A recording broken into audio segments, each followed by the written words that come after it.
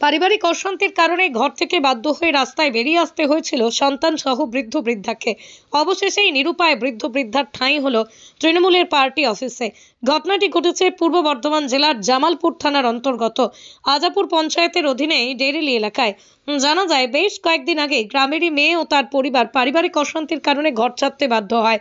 ঘর থেকে বেরিয়ে আশ্রয় নেয় গ্রামেরই একটি মন্দিরের দুয়ারে।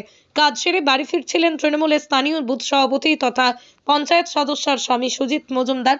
তখনই তার নজরে বিষয়টি আসে। তিনি দেখতে পান শীতের সন্ধ্যায় এলাকারই একটি মেয়ে ও তার বৃদ্ধ স্বামী সহ সন্তানকে নিয়ে শীতকে উপেক্ষা করে রাস্তায় পড়ে রয়েছে। জিজ্ঞেস করলেই বলে মাথা গোঁজার ঠাঁই নেই। অন্ততপক্ষে কয়েকদিন মাথা গোঁজার ঠাঁই হয়েছিল, কিন্তু অসহায় পরিবারের পক্ষ থেকে জানানো হয় তাদের একটি ঘর ভাড়ার ব্যবস্থা হলে পার্টি অফিস ছেড়ে চলে যাবেন।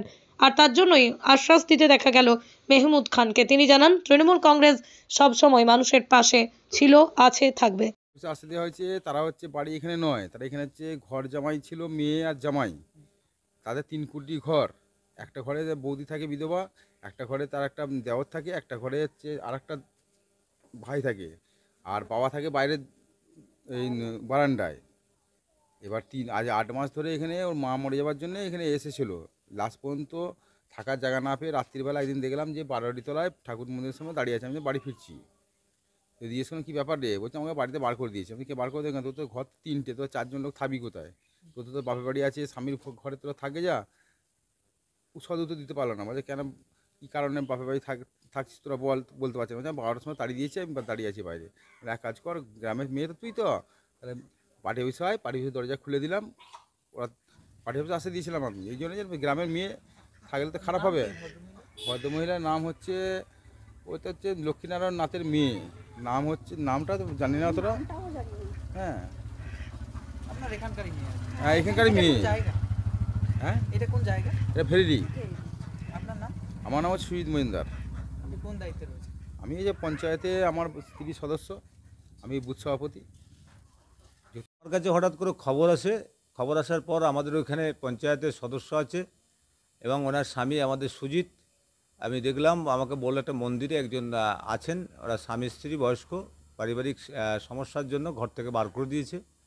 আমি যথারীতি ওখানে পার্টির নেতৃত্বকে বললাম যে এখন এই মুহূর্তে ঠান্ডায় কোথায় যাবে, আমাদের যে তৃণমূল কংগ্রেসের পার্টি অফিস আছে সেই পার্টি অফিসে তোমরা ওদেরকে নিয়ে ওদের পাশে থাকো, ওদের খাওয়া দাওয়ার ব্যবস্থা করো এবং ঠান্ডার যদি কম্বল টম্বল লাগে কম্বল দাও এবং ওর পাশে থাকো।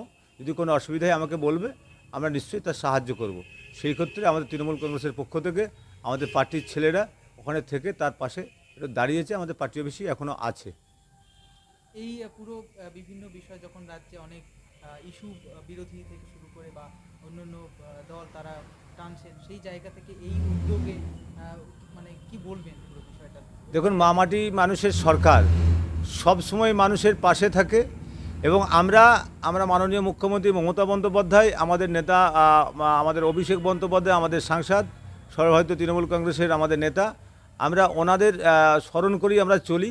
যে কোনো অসহায় মানুষ যদি কখনো কোনো অবস্থায় দুঃখ কষ্ট যন্ত্রণা ভোগ করে, আমরা চেষ্টা করি আমাদের চোখে পড়লে এবং আমরা খুঁজেও দেখি যদি কোনো এরকম অসহায় মানুষ থাকে তাদের পাশে এবং থাকতে পারে। কারণ রাজনীতির ঊর্ধ্বে যে কোনো কাজ, মাননীয় মুখ্যমন্ত্রী মমতা বন্দ্যোপাধ্যায় যেমন চালার ঘরে থাকেন, একটা টালির বাড়িতে থাকেন, সেই ক্ষেত্রে কোনো মানুষের আজকে চেষ্টা করব যে আমরা তাদের পাশে থেকে তাদেরকে যে কোনো জায়গায় আমরা রাখার।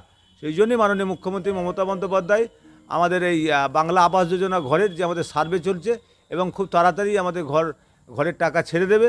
সেই ক্ষেত্রে যেসব অসহায় মানুষ আছে, মাটির বাড়ি আছে, সেই জন্য কেন্দ্র সরকার আমাদের বাংলাকে বঞ্চিত করছে, তার সত্ত্বেও মাননীয় মুখ্যমন্ত্রী মমতা বন্দ্যোপাধ্যায় মামাটি মানুষের সরকারের পক্ষ থেকে প্রত্যেকটা গরিব অসহায় মানুষের পাশে থেকে তারা যেন মাথা গোঁজার মতো ঠাঁই পায়, তার জন্য উনি চেষ্টা করছেন। আগামীতে এই পরিবারের পাশে থাকার আশ্বাস দিয়েছেন? অবশ্যই আমি বলেছি, এই পরিবারের আমাদের ওখানে পার্টির যে নেতৃত্ব লোকাল আছে তাদেরকে বলেছি তোমরা পাশে থাকো এবং কোনো সময় যদি অসুবিধা হয় আমাদের বলবে, নিশ্চয়ই আমরা সে সাহায্যটা করব।